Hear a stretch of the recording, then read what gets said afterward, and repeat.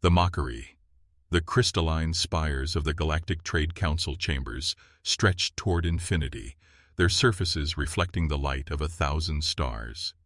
In the center of this magnificent hall, representatives from dozens of alien civilizations gathered in their floating observation pods, each designed to accommodate their species' unique physiological needs.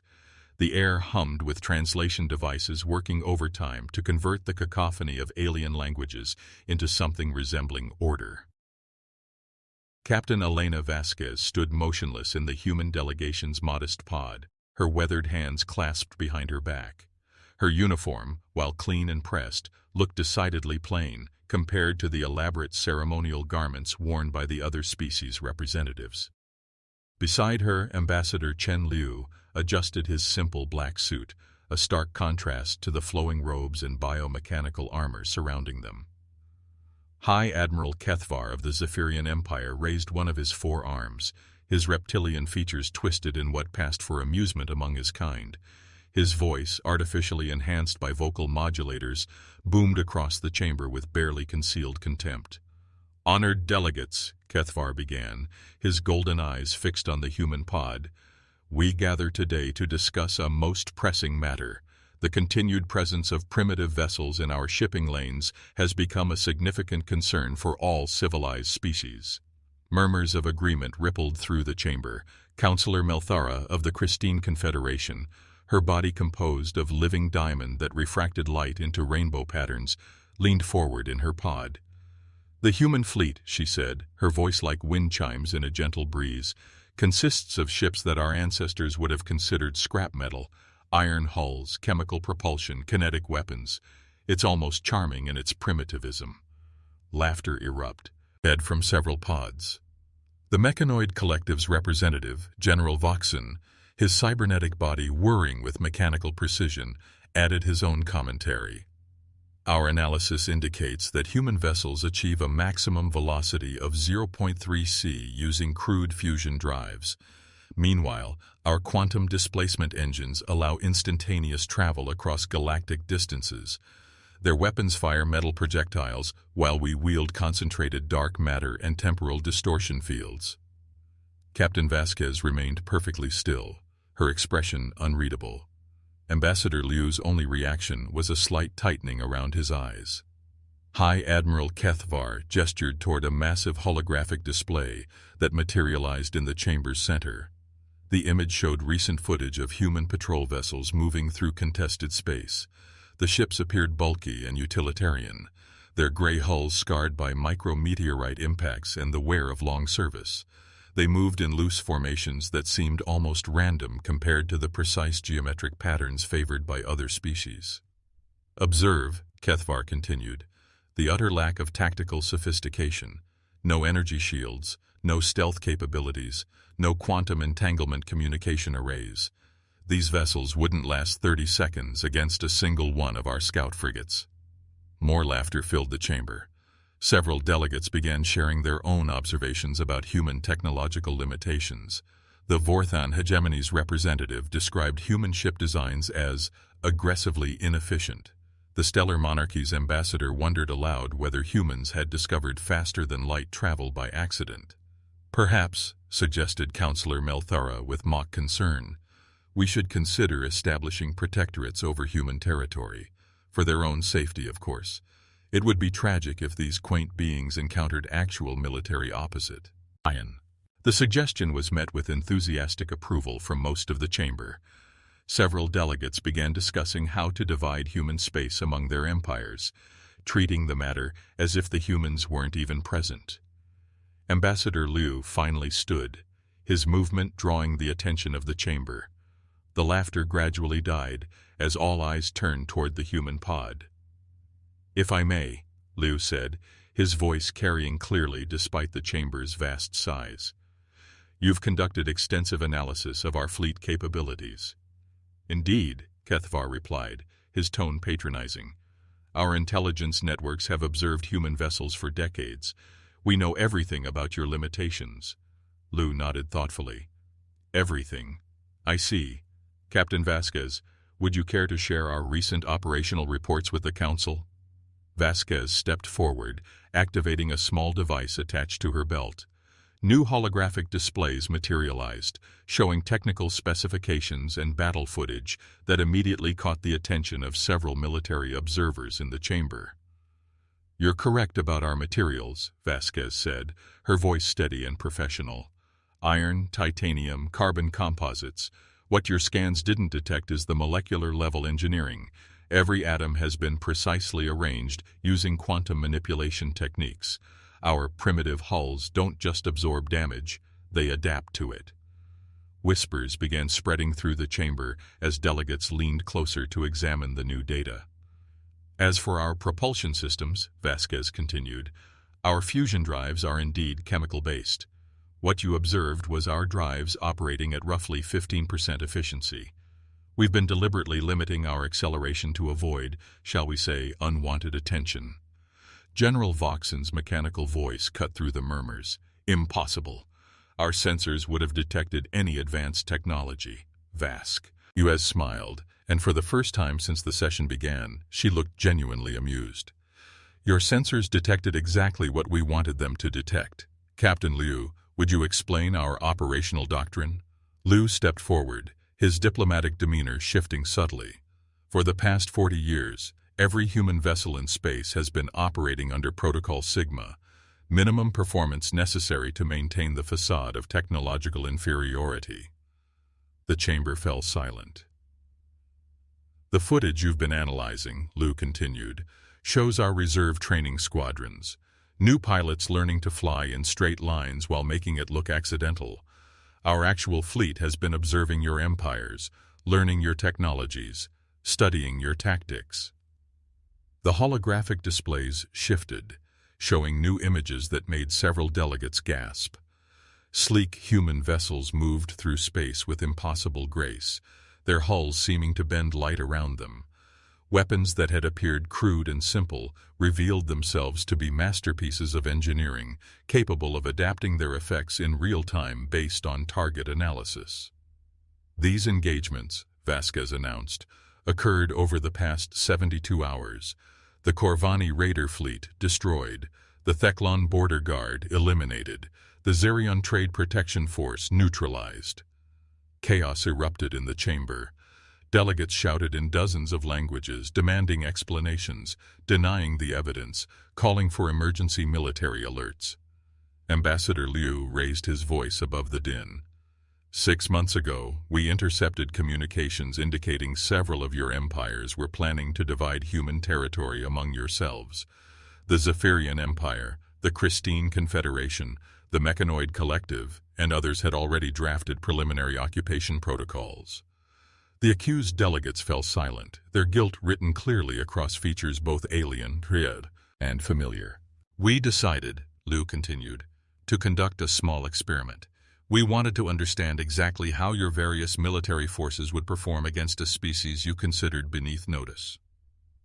The holographic displays now showed vast streams of data, battle analyses, strategic assessments, technological evaluations. Every major power in the chamber had been systematically studied, their strengths catalogued, their weaknesses identified. High Admiral Kethvar attempted to speak but only managed a strangled hiss. The golden scales along his neck had turned pale with shock. "The results," Captain Vasquez said, "were disappointing. Your fleets rely too heavily on technological superiority and not enough on tactical innovation. Your crews are undertrained because you've never faced serious opposition. Your commanders are overconfident because you've spent centuries bullying primitive civilizations." Ambassador Liu clasped his hands behind his back, his expression becoming grave. "Which brings us to why we're really here today." The chamber's lighting dimmed as a new holographic image materialized. This one showed the outer edge of the galaxy, where space itself seemed to writhe and twist. Dark shapes moved through the void, vast beyond comprehension, their forms defying rational description. "The Devourer Swarm," Liu announced. "According to our archaeological research, they consume entire galaxies every 50,000 years. They're 3 months out from the galactic rim." The silence that followed was absolute. Even the translation devices seemed to pause in their constant humming. Your empires, Vasquez added quietly, have forgotten how to fight a real war.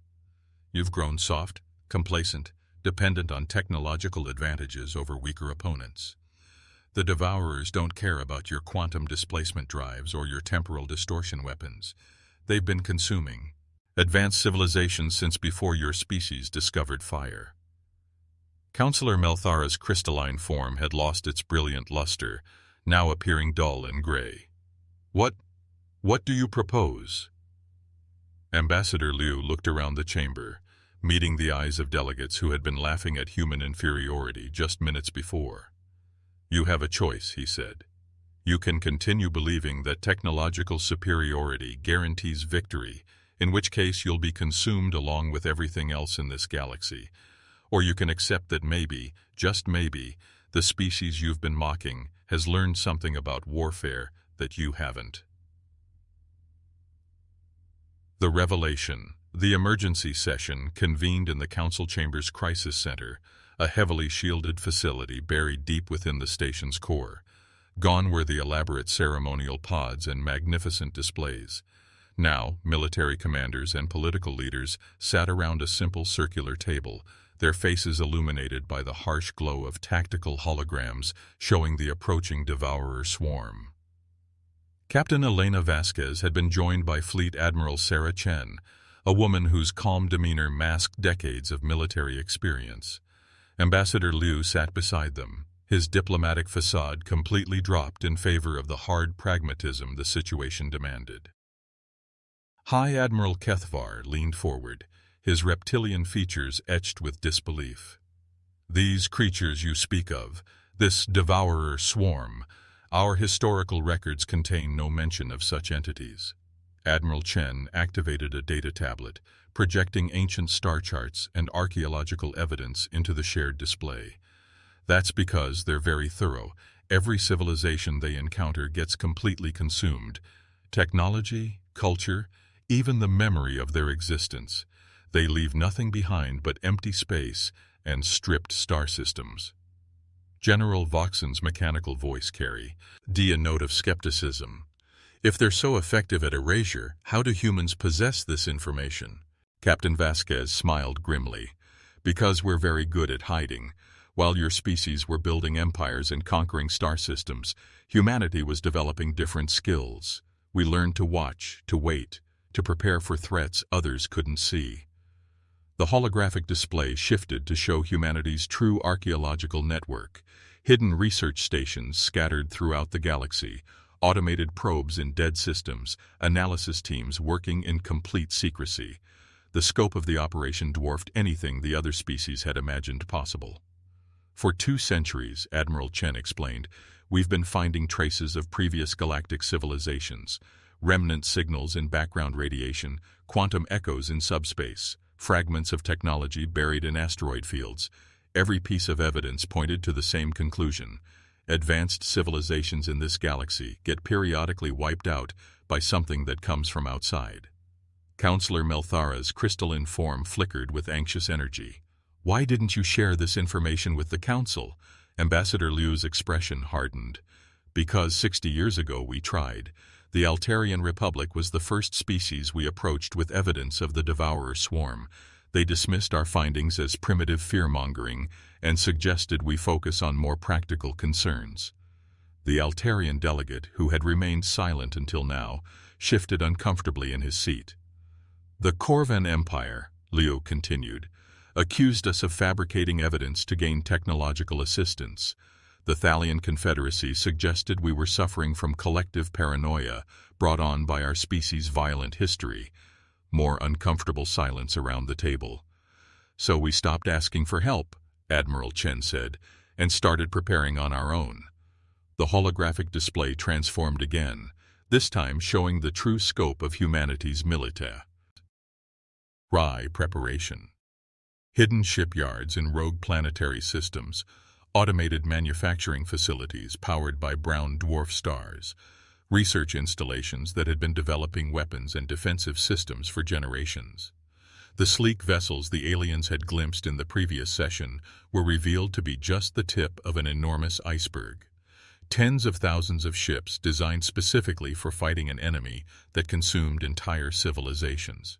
Their hulls were built not from simple iron and titanium, but from exotic materials that could adapt to any form of attack. Their weapon systems incorporated technologies that the other species were only beginning to theorize about. "The ships you've been mocking," Captain Vasquez explained, "were our training fleet. New recruits learning basic maneuvers while maintaining operational security.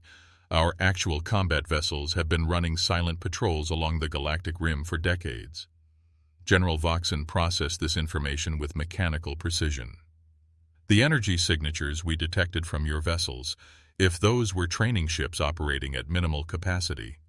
"Our dreadnoughts," Admiral Chen confirmed, "generate approximately 400 times the power output you measured, and we've been building them for 80 years. The implications hit the assembled delegates like a physical blow. Every calculation they had made about human military capacity was wrong by several orders of magnitude. High Admiral Kethvar's voice carried a note of desperate hope. "Surely your preparations include contingencies for Allied support, combined fleet actions, coordinated defensive strategies." Admiral Chen's expression remained neutral. "Our projections indicated a 73% probability that other species would refuse to acknowledge the threat until it was too late. We planned accordingly." "Meaning, Counselor Melty?" Hara asked, though her tone suggested she already suspected the answer. "Meaning," Captain Vasquez replied, "we prepared to fight this war alone." The silence that followed was broken by a soft chime from the chamber's communication system. Admiral Chen accepted the incoming transmission, and a new voice filled the room, crisp, professional, and unmistakably human. "Command, this is Long-Range Reconnaissance Group 7. We have visual contact with the primary Devourer formation. Estimated arrival at the galactic rim, 71 hours, 37 minutes. Every alien delegate froze. The mathematical precision of the report, delivered with the calm confidence of someone who had been expecting this moment for years, drove home the reality of their situation more effectively than any amount of evidence or argument. "Acknowledged, Group 7, Admiral Chen replied. "Initiate Protocol Omega. All units are authorized to reveal and engage." "Copy that, Command. It's good to finally drop the act."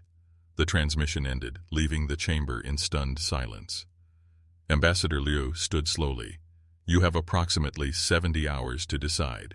Your fleets can attempt to face the Devourer swarm using conventional tactics, in which case you'll be destroyed in the first wave of contact. Or you can integrate your forces with ours under human command authority." The aliens around the table exchanged glances that communicated volumes without words. The species that had been laughing at human technological primitiveness just hours before were now being offered survival by the very beings they had dismissed. "What would integration entail?" General Voxen asked, his mechanical voice carefully modulated to avoid any hint of the condescension he had displayed earlier. Captain Vasquez activated her data tablet, showing fleet disposition charts and tactical assignments. "Your vessels will be retrofitted with human defensive systems and weapons packages.